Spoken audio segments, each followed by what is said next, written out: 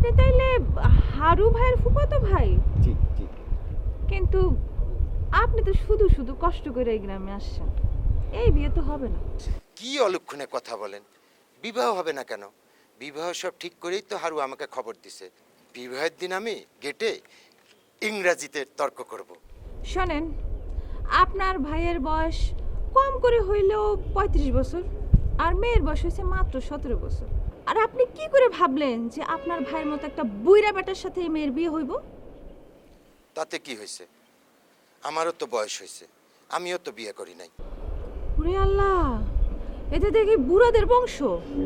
madam, আপনার নামটা তো জানা হলো না,